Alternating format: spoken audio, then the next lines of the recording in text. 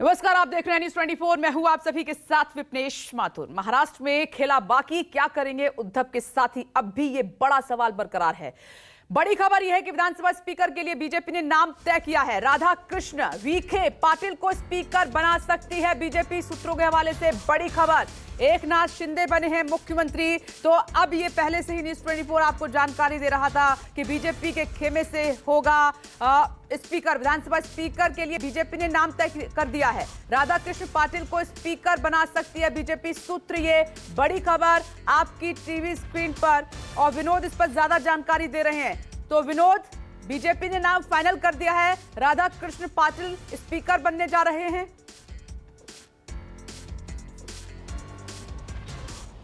देखिए विपनेश, न्यूज़ 24 के पास खबर है कि राधा कृष्ण विखे पाटिल हो सकते हैं महाराष्ट्र के अगले विधानसभा के अध्यक्ष। सूत्रों से ये जानकारी मिली है, भारतीय जनता पार्टी के सूत्रों ने ये जानकारी दी है कि राधा कृष्ण विखे पाटिल जो शिरडी से विधायक है भारतीय जनता पार्टी के टिकट पर, तो वो वहाँ पर विधायक है, तो उन्हें बनाया जा सकता है महाराष्ट्र विधानसभा का अध्यक्ष।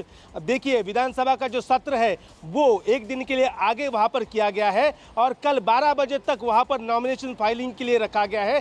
कल 12 बजे तक नॉमिनेशन फाइल होगा। अब देखना ये होगा कि महाविकास आघाड़ी सरकार क्या इसमें स्पीकर इलेक्शन में कोई उम्मीदवार देती है, या फिर महाराष्ट्र में एक प्रथा, एक परंपरा है कि विधानसभा अध्यक्ष का जो चुनाव होता है वो सारी पार्टियां मिलकर करती है, कोई उतना अपना उम्मीदवार वहां पर उतारता नहीं है। ये अब तक देखा गया है, लेकिन अब यहाँ पर महाविकास आघाड़ी क्या उम्मीदवार उतारेगी? लेकिन महाविकास आघाड़ी के पास उम्मीदवार जिताने के लिए उतने नंबर्स वहाँ पर नहीं है। और यहाँ पर अब राधा कृष्ण विखे पाटिल, सबसे पहले मैं बताऊँ, राधा कृष्ण विखे पाटिल पुराने कांग्रेसी है। उससे पहले भी पहले कांग्रेस में थे, फिर शिवसेना में गए, फिर से कांग्रेस में आए, मंत्री रहे, अब भारतीय जनता पार्टी में आए। भारतीय जनता पार्टी ने उन्हें पिछली सरकार में गृह निर्माण मंत्री का जिम्मा वहाँ पर सौंपा था। अब उन्हें विधानसभा का अध्यक्ष वहाँ पर बनाने पर बातचीत चल रही है, मंथन चल रहा है। लेकिन जो सूत्र बता रहे हैं कि राधा कृष्ण विखे पाटिल, जिन्हें संसदीय कार्य का जो अनुभव है वो 30-40 साल पुराना अनुभव उनके पास है, तो इसीलिए उनके नाम पर वहाँ पर विचार किया जा रहा है। और जो स्पीकर होगा वो भारतीय जनता पार्टी का ही होगा। लेकिन अब नाम सामने आ चुका है राधा कृष्ण विखे पाटिल। साईं बाबा की शिरडी के वो वहाँ से विधायक आते हैं और पुराने जानकार है, पुराने नेता है। अब फिलहाल भारतीय जनता पार्टी में वो कार्यरत है। उन्हें लग रहा था कि मंत्री बनाया जाएगा, लेकिन हाँ, आपको पता ही है मिली जुली सरकार है तो मंत्री के पोस्ट काफ़ी कम है, तो ऐसे में उन्हें विधानसभा अध्यक्ष पद से वहाँ से नवाजा जाएगा। बताया ये जा रहा है कि ये जल्द ही भारतीय जनता पार्टी उनके नाम की वहाँ पर घोषणा भी कर सकती है। विपनेश, ठीक है, ये बड़ी खबर है। देखिए, बीजेपी खेमे से होगा विधानसभा स्पीकर और सदन नेता। ये न्यूज़ 24 ने आपको पहले से जानकारी दी थी, अभी भी नोटिस को ब्रेक किया है। इंद्रजीत सिंह मेरे साथ बने हुए हैं, टीवी स्क्रीन पर आप देख पा रहे हैं। सेना भवन से, दिल्ली से प्रभाकर मिश्रा मेरे साथ मौजूद हैं, और साथ ही दीपक दुबे भी मेरे साथ मौजूद है टीवी स्क्रीन पर, उनको आप देख पा रहे हैं। मंत्रालय से हैं वो, और दो खास मेहमान बीजेपी प्रवक्ता श्वेता शालिनी जी और अतुल लोंढे पाटिल साहब हमारे साथ मौजूद हैं, कांग्रेस के प्रवक्ता। सभी का हम रुख करेंगे, लेकिन इस पीछे एक और बड़ी खबर का रुख कर रहे हैं। सुप्रीम कोर्ट से बहुमत परीक्षण पर रोक लगाने की मांग की गई है। सुप्रीम कोर्ट का तत्काल सुनवाई से इनकार, यह है बड़ी खबर। इस वक्त की 11 जुलाई को होगी याचिका पर सुनवाई। 11 तारीख पहले से ही कोर्ट ने तय कर रखी है। तो सुप्रीम कोर्ट में शिवसेना ने जो याचिका दायर की थी उस पर तत्काल सुनवाई से सुप्रीम कोर्ट ने इनकार कर दिया है। ज्यादा जानकारी के लिए सीधे प्रभाकर मिश्रा के पास चलते हैं। तो प्रभाकर, अब जो बहुमत परीक्षण होने जा रहा है परसों, तो कोई दिक्कत तो नहीं है इसमें? अब नहीं, अभी तो कोई दिक्कत नहीं है। चीफ व्हिप की तरफ से कपिल सिब्बल, वरिष्ठ कपिल सिब्बल ने मेंशन किया था कोर्ट के सामने, और जैसे सूर्यकांत ने कहा, ये बातें कही कि महाराष्ट्र में जो कुछ भी हो रहा है हम इस बात से वाकिफ हैं, वहाँ के घटनाक्रम, पल पल के घटनाक्रम से हम वाकिफ हैं। कपिल सिब्बल ने बात कही कि दल बदल कानून कभी इतना हेल्पलेस नहीं रहा। डिप्टी स्पीकर का हाथ बांध दिया गया है, और जिन लोगों ने दल बदल किया है वो लोग दल बदल कानून के होते हुए भी ये दल बदल का फल खा रहे हैं, फल चख रहे हैं। ऐसे में इस मामले में तत्काल सुप्रीम कोर्ट को दखल देना चाहिए, और जब तक उस पर डिस्क्वालिफिकेशन पर फैसला नहीं हो जाता तब तक विश्वास मत पर नहीं होना चाहिए। लेकिन कोर्ट ने कहा कि विश्वास भी तो होने दीजिए, और वहां की कार्रवाई होने दीजिए, हम इसको देखेंगे, सारे तथ्यों को देखेंगे। याचिका जो आई है, पिटीशन जो आई है, उसमें कहा कि सभी पक्षकारों को आप दे दीजिए। 11 तारीख को चूंकि पहले से सुनवाई के लिए तारीख तय है, अगर तारीख तय नहीं होती तो हो सकता है कि सुप्रीम कोर्ट इस मामले में भी पहले सुनवाई कर सकता था, लेकिन पहले से सबको पता है कि पहले से तारीख तय है, तो कोर्ट ने कहा कि 11 तारीख को आइए, हम 11 तारीख को सुनवाई करेंगे। तो मतलब ये कि इस बीच 11 तारीख के बीच जो कुछ भी महाराष्ट्र में हो रहा है होता रहेगा, चाहे विश्वास मत की बात हो, बहुमत की बात हो, और जो कपिल सिब्बल और उद्धव ठाकरे के खेमे की तरफ से कहा जा रहा है कि जिन लोगों ने दल बदल किया था, क्योंकि कानूनी व्यवस्था है, ये प्रावधान बनाया गया था दल बदल कानून के तहत कि जो दल बदल करेगा वो अयोग्य ठहराया जाएगा। यहाँ परिस्थिति अलग है। कपिल सिब्बल ने ये बात भी कही कि 2-2 व्हिप होंगे, इसका व्हिप माना जाएगा, ये बड़ा सवाल है। और एक बात और उन्होंने कहा कि जैसे इन लोगों ने शपथ ली वैसे ही अयोग्यता की श्रेणी में आ जाते हैं। तमाम बातें कपिल सिब्बल की तरफ से कही गई, लेकिन विपनेश ये अब बेमानी हो गई है बातें, इसलिए कि जब सरकार बन गई, मंत्री पद बटेगा और उसके बाद से जब सुप्रीम कोर्ट में सुनवाई होगी, उसके बाद उसका जो आउटकम होगा वो एकेडमिक्स के लिए, बार बार कहता हूँ कि कानून के छात्रों के लिए होगा, पत्रकारों के लिए होगा, कहने सुनने के लिए होगा, क्योंकि लोकतंत्र में सदन में जिसका बहुमत होता है, सरकार उसी की होती है। तो अब 11 तारीख को सुप्रीम कोर्ट में सुनवाई होगी, उसके पहले महाराष्ट्र की सियासत में जो कुछ जैसा हो रहा है, सदन में जो कुछ होगा, पर न कोई रोक है न कोई दिक्कत। रास्ता यानी कि पूरी तरीके से साफ है। एक और कोशिश की गई थी, सुप्रीम कोर्ट ने तत्काल सुनवाई से इनकार कर दिया है, क्योंकि ये कोशिश की जा रही थी कि बहुमत परीक्षण को रोका जाए, लेकिन 4 तारीख को बहुमत परीक्षण है, अब वो होगा। यानी कि अब जो लड़ाई है वो असली शिवसेना किसकी होगी? उद्धव ठाकरे की, एकनाथ शिंदे की ये लड़ाई है। दूसरा, ये अभी खबर आई है कि राधा कृष्ण पाटिल जो है स्पीकर बन सकते हैं, बीजेपी ने तय कर दिया है, सूत्रों के हवाले से खबर है। नेता प्रतिपक्ष कौन होगा, दूसरा खेमा, इस पर लगातार जो है चर्चा कर रहा है। कोई ना कोई नाम फाइनल होके जल्द सामने आएगा, वो हम आपको बताएंगे। 2 मेहमान मेरे साथ बने हुए हैं, बीजेपी प्रवक्ता शालिनी जी, श्वेता शालिनी जी मौजूद है। मैं आपके पास आ रही हूं। श्वेता जी, ये जो खबर आई सामने निकलकर, क्यों देवेंद्र फडणवीस नहीं बन रहे हैं मुख्यमंत्री, इस खबर ने सभी को हैरान कर दिया। क्या स्ट्रेटेजी है बीजेपी की इसके पीछे कि इतने बड़े नेता का कद कम कर दिया, उप मुख्यमंत्री बना दिया? क्या स्ट्रेटेजी है बीजेपी की? सबसे पहले तो विपनेश जी बहुत बहुत अभिनंदन। मैं देख रही थी, मैं विनोद जगदाले जी को जानती हूँ, लिखा था उनके नीचे फडणवीस के घर के सामने। ऐसा लगता है कि वो फडणवीस के घर के सामने नहीं, उनके दिमाग के अंदर भी रहते हैं, क्योंकि हर वो ब्रेकिंग नहीं, न्यूज मंत्रालय से हैं वो, मंत्रालय से हैं, मंत्रालय से हैं। खैर आपके प्रश्न पे आती हूँ। देखिए, मुझ जैसे कार्यकर्ता के लिए फडणवीस जी ने पक्ष निष्ठा और कैसे कटिबद्धता होती है और किस प्रकार पक्ष में हम केवल मात्र ये कहते नहीं है कि country first, party second and self last, ये एक्चुअली उन्होंने करके दिखाया है। तो मेरे लिए ये बहुत ही उच्च उदाहरण है कि कैसे आपको पब्लिक लाइफ में, पॉलिटिकल लाइफ में, चाहे आपको अच्छा लगे चाहे आपको नहीं अच्छा लगे, आपको अपने पक्ष से बड़ा कभी नहीं हो सकते हैं। और पक्ष जो निर्णय लेता है, आपका नेतृत्व, शीर्ष नेतृत्व जो निर्णय लेता है, आप चुपचाप उसको फॉलो करते हैं। इसीलिए ये हमारी पार्टी में अक्सर होता है। आप बहुत नहीं, मैं ये कहती हूँ, ग्रेजुएशन करने के बाद फिर से आप 12वीं करेंगी क्या? 12वीं की परीक्षा देंगी क्या? नहीं, देखिए ऐसा है, मैं पक्ष की कार्यकर्ता हूँ, पक्ष मुझसे जो करवाएगा वो मैं करूंगी। मैं इंजीनियरिंग करने के बाद लॉ कर रही हूँ, तो इसलिए आप समझ लीजिए कि पक्ष जो करवाता है और पब्लिक लाइफ आपसे जो करवाती है, यानी कि आप सीधा ये संकेत कर रही है कि उनकी मंशा नहीं थी मुख्यमंत्री बनने की, उनको ये करवाया गया है उनसे। ये तो आपने ट्वीट में भी पढ़ा होगा, आपने देखा ही, उन्होंने कहा कि मैं बाहर से सपोर्ट करूंगा, लेकिन जब ऑर्डर आया और हमारे पक्ष में ऑर्डर आता है, और ऑर्डर जब आता है तो आपको उसको फॉलो करना पड़ता है। और उन्होंने मेरे जैसे कार्यकर्ता के लिए मिसाल साबित किया है, क्योंकि मुझे लगता है कि इसी तरीके से आपको organization benefit is always better than, is always more important than individual benefit. और इसीलिए मुझे लगता है कि ये बहुत अच्छा काम हुआ। जहां तक बाकी खबरों की बात है, देखिए अभी मैंने सुना, आपने कहा असली शिवसेना वही शिवसेना है जो बाला साहेब के सिद्धांतों पर चले, जो उनके विचारधारा पर चले।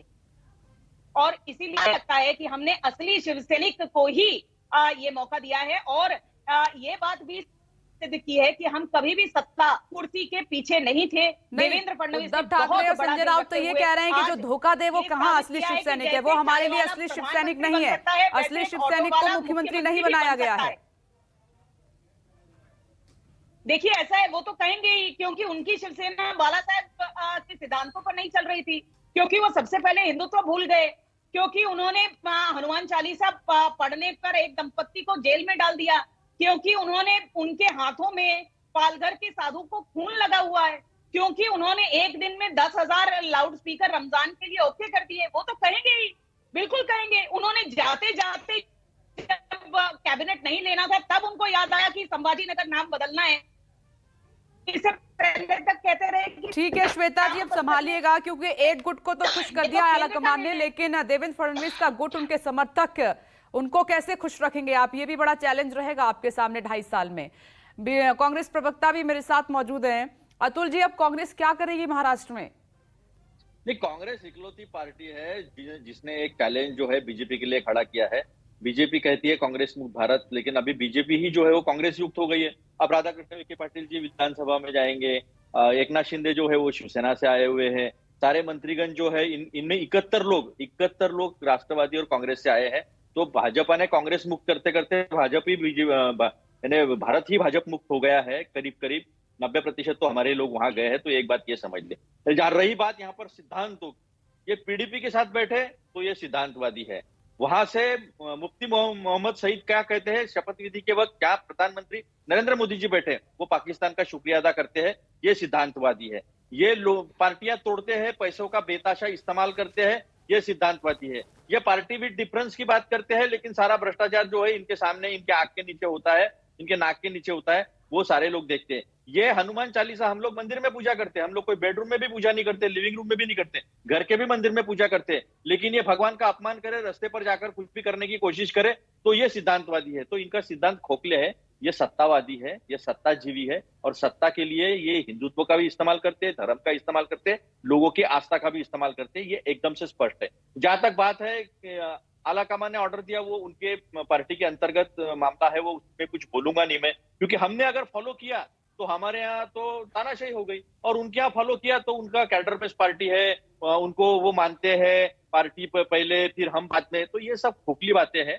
दुनिया के सामने, देश के जनता के सामने जो है वो सच्चाई सामने आ गई है। और जहां तक सच्ची शिवसेना, गलत शिवसेना, तो जिनके साथ लोग रहेंगे, देखिए एक तांत्रिकता अलग बात है, टेक्निकलिटी अलग बात है, लॉ एक अलग बात, लेकिन जिसके साथ लोग रहेंगे ना वही शिवसेना रहेगी। मुझे एक बात बताइए, केंद्र राज्य संबंध की बात करते हैं, हार्मोनियस को एग्जिस्टेंस की बात करते हैं प्रधानमंत्री जी, लेकिन यहाँ पर पुलिस होते हुए, लॉ एंड ऑर्डर स्टेट का सब्जेक्ट होते हुए बटालियन बाहर से बुलाई जाती है। अतुल जी, मैं एक बात यहाँ पर कहना चाहती हूँ कि देखिए, आरोप प्रत्यारोप में कुछ नहीं रखा है, सरकार गिरी, ये कमियां आपकी रही, 3 पार्टियां मिलकर सरकार चला रही थी, कहां कमी रह गई, क्यों आप अपनी सरकार नहीं बचा पाए, इस पर मंथन करने की बहुत जरूरत है, क्योंकि आगे बीएमसी का भी इलेक्शन है, उसके बाद और भी बड़े इलेक्शन होंगे। अतुल लोंढे पाटिल साहब, मैं आपसे ही सवाल कर रही हूँ। 1 मिनट, बड़ी खबर आगे, इसका रुख कर लेते हैं। गोवा में सीएम शिंदे की विधायकों के साथ बैठक शुरू, ये बड़ी खबर आपकी टीवी स्क्रीन पर। स्पीकर चुनाव, बहुमत परीक्षण पर हो रही है चर्चा। बैठक के बाद दीपक केसरकर प्रेस कॉन्फ्रेंस भी करेंगे, उसमें पूरी जानकारी सामने निकल कर आएगी। विनोद दे रहे हैं इस पर और जानकारी। गोवा में सीएम शिंदे बैठक कर रहे हैं, विनोद, और क्या इंफॉर्मेशन?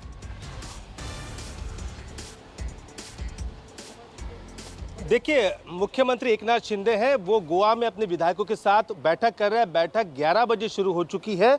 जो 2 दिन का विधानसभा सत्र अभी 1 दिन आगे कर दिया है। अब 3 और 4 तारीख को विधानसभा का सत्र होने वाला है। 3 तारीख को स्पीकर का चुनाव है, 4 तारीख को फ्लोर टेस्ट है। उसी को लेकर विधायकों को मार्गदर्शन करने का काम वहां पर मुख्यमंत्री एकनाथ शिंदे वहां पर करते हुए नजर आ रहे हैं। इसके अलावा एक बात ये भी है कि अब क्या ये एकनाथ शिंदे गुट है, क्योंकि उसके गुट के नेता चुने गए हैं एकनाथ शिंदे, तो क्या वो शिवसेना के बाकी बचे 16 विधायकों के खिलाफ क्या व्हिप जारी कर सकते हैं? अगर व्हिप जारी किया तो क्या ये विधायक जो है ये राधाकृष्ण विखे पाटिल या फिर और भी कोई विधानसभा अध्यक्ष पद का उम्मीदवार होगा भारतीय जनता पार्टी और शिवसेना के बागियों का, क्या उससे वो अपना वोट देंगे, ये देखना होगा। इस पर भी वहाँ पर उसमें मंथन चल रहा है। लेकिन बड़ी खबर ये है कि एकनाथ शिंदे की अगुवाई में वहाँ पर बैठक को शुरुआत हो चुकी है। 11 बजे ये बैठक शुरू हो चुकी है और 12 बजे दीपक केसरकर मीडिया से मुखातिब होंगे। 12 बजे वो प्रेस कॉन्फ्रेंस ले रहे हैं कि किस प्रकार की खबर ब्रेक की कि अगर बीजेपी ने राधाकृष्ण पाटिल को चुन लिया है स्पीकर तो फिर दूसरे नाम की क्या जरूरत है। एक मेरी बात आपसे हो रही थी कि कल जो बैठक हुई है कैबिनेट की, उसमें कुछ ऐसा फैसला हुआ है जो देवेंद्र फडणवीस के लिए झटका था। तो अभी से ये खबरें सही नहीं लग रही हैं। 2.5 साल सरकार चलानी है मिलकर। देखिए ये जो कल की कैबिनेट की बैठक हुई है विपनेश, उसमें देवेंद्र फडणवीस के लिए झटका नहीं था, बल्कि देवेंद्र फडणवीस के लिए बहुत अच्छी खबर ये थी कि देवेंद्र फडणवीस ने सरकार जाने से पहले एक फैसला लिया था और मेट्रो में आरे में मेट्रो के कारशेड का काम 25% पूरा भी हुआ था। और तब उन्होंने कहा था कि आरे में ही कारशेड होगा, जिसका शिवसेना ने विरोध किया था। लेकिन जब महाविकास आघाड़ी की सरकार आई तो पहले ही कैबिनेट बैठक में मुख्यमंत्री उद्धव ठाकरे ने उस फैसले को बदलते हुए कांजूर मार्ग में मेट्रो 3 के कारशेड के निर्माण की बात वहां पर की थी और आरे में कारशेड नहीं होगा, ये बात वहां पर की थी उन्होंने, जिसके बाद काफी हंगामा भी हुआ था। और कल जब पहली कैबिनेट हुई मुख्यमंत्री उद्धव ठाकरे की अगुवाई में और देवेंद्र फडणवीस वहां पर मौजूद थे, तो सबसे पहला फैसला ये लिया गया कि कारशेड जो होगा मुंबई के मेट्रो 3 का वो आरे में ही होगा। हाँ जी, एकनाथ शिंदे, मुख्यमंत्री एकनाथ शिंदे ने वो यहाँ पर फैसला लिया था, देवेंद्र फडणवीस भी उनके साथ थे, तब ये फैसला लिया गया। और उन्होंने फैसला ये लिया कि पहली जो कैबिनेट बैठक में ये फैसला लिया गया कि आरे में ही मेट्रो 3 का वो कारशेड वहाँ पर बनेगा, कांजूर मार्ग में नहीं। महाधिवक्ता है आशुतोष कुंभकोनी, उन्हें भी इस बात की जानकारी दी है कि अगले बार जब वहाँ पर कोर्ट में जब केस होगी तब आप उन्हें बताइए कि अब सरकार ने नया फैसला लिया है कि आरे में ही मेट्रो 3 का कारशेड वहाँ पर बनाया जाएगा। तो जाहिर सी बात है ये धक्का है उद्धव ठाकरे के लिए। एकनाथ शिंदे मुख्यमंत्री और उप मुख्यमंत्री देवेंद्र फडणवीस, उन दोनों ने ये बड़ा फैसला लिया है। पहले ही कैबिनेट में उद्धव ठाकरे को बड़ा झटका वहां पर दिया है, क्योंकि इसी आरे की कारशेड को लेकर काफी बड़ा हंगामा हुआ था, लोगों का बड़ा आंदोलन वहां पर हुआ था। लेकिन देवेंद्र फडणवीस ने वहीं पर मेट्रो 3 के कारशेड के निर्माण की बात की थी, क्योंकि वहां पर मेट्रो 3 के कारशेड के निर्माण होने से काफी पैसे की बचत भी होगी। नमस्कार, मैं हूं मानक गुप्ता। अगर आपको हमारा ये वीडियो पसंद आया हो तो इसे लाइक और शेयर जरूर करें और हाँ, हमें सब्सक्राइब और फॉलो करना ना भूलें ताकि आप देश और दुनिया की कोई खबर मिस ना करें। तो जुड़े रहिए हमारे साथ और देखते रहिए News 24।